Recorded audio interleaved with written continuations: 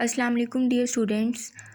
Today's topic of discussion is present tense, the simple present tense. First of all, I will tell you the use of present tense. It is used to show the current situations. जो हमारे मौजूदा हालात होते हैं, मौजूदा काम हो रहा होता है, उसको ज़ाहिर करने के लिए हम इसका इस्तेमाल करते हैं.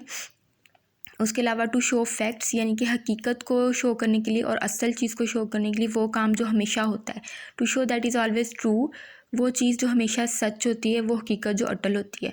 To show habits and the routine works, वो काम जो किसी इंसान की आदत हो और जो डेली का काम हो. To show actions that happen again and again, वो काम जो बार बार होते हैं. यूनिवर्सल ट्रूथ्स अगेन मीन्स वो काम जो हमेशा होने के अलावा जो एक दुनियावी हक़ाइक़ में आता है, जैसा कि सूरज मशरिक़ से निकलता है. ये एक यूनिवर्सल ट्रूथ है और वो मशरिक़ से ही निकलता है हमेशा.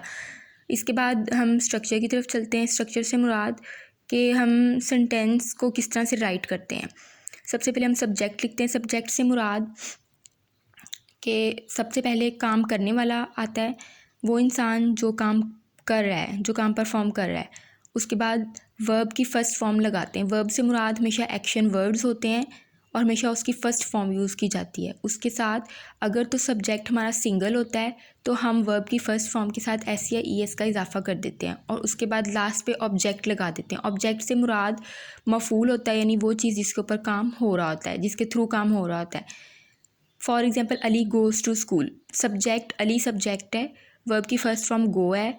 क्योंकि अली सिंगल था इसलिए हमने यहाँ पे ई एस ऐड कर दिया, गोज़, और लास्ट पे हमने ऑब्जेक्ट ऐड कर दिया, that is school. Ali goes to school.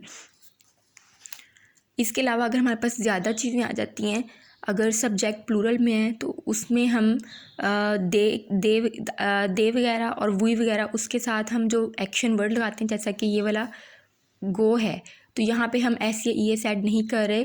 The reason is कि यहाँ पे जो सब्जेक्ट है, यानी कि जो काम करने वाला है, वो प्लूरल दिया गया है, तो हम यहाँ पे एस या ई एस नहीं ऐड करेंगे. ये इसका सबसे मेन और बेसिक पॉइंट है.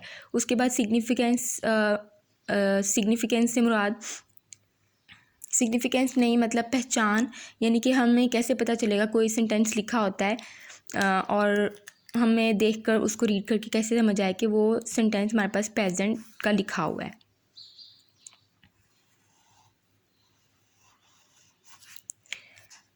ये पहचान का पॉइंट है. उर्दू में जुमले के अगर कोई जुमला उर्दू में लिखा हुआ है तो उसके एंड पे ता है, ती है और ते हैं वगैरह आता है, और ये जुमले मामूल की आदत या हक़ाइक़ को बयान करते हैं, जैसा कि मैंने आपको पहले भी एक्सप्लेन कर दिया है. ज़रूरी नहीं कि इसमें ता है, ती है आए. इस तरह के जो सेंटेंस होते हैं वो उनके एंड पे सिंपल है भी आ सकता है. उसके बाद अगर हम इसकी एग्जांपल्स देखें, जिस तरह यहाँ पे फर्स्ट सेंटेंस है, मौसम बहार में बूंदाबांदी होती है, या मौसम बहार में बारिश होती है.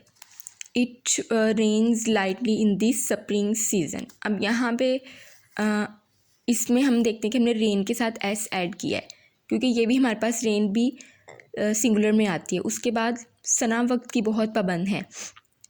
Sana is a very punctual girl.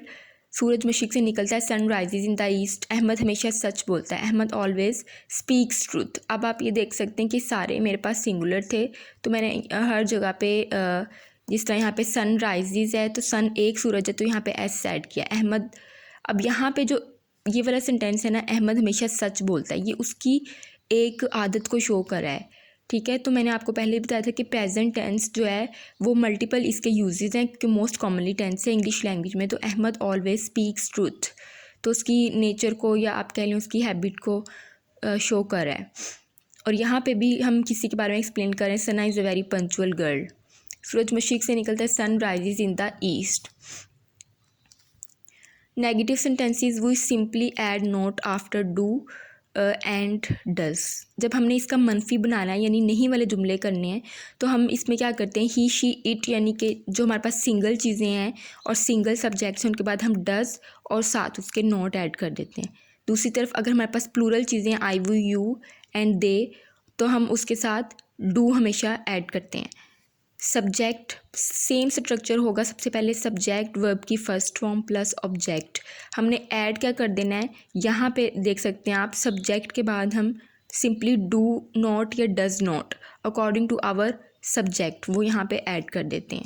यहाँ पे भी आप देख लें कि स्ट्रक्चर सेम वही वाला आ रहा है, जस्ट हमने एडिशन करना है।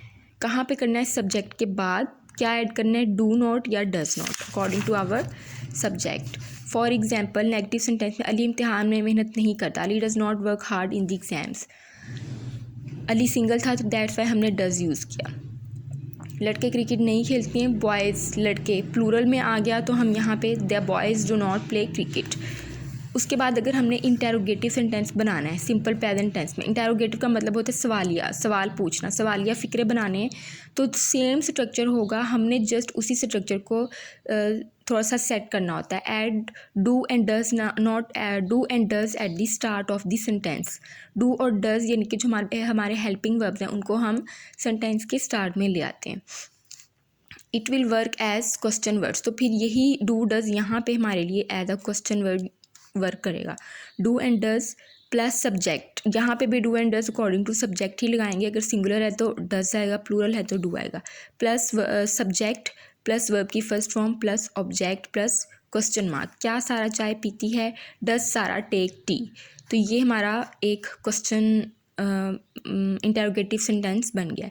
तो ये हमारा लेक्चर है आज का।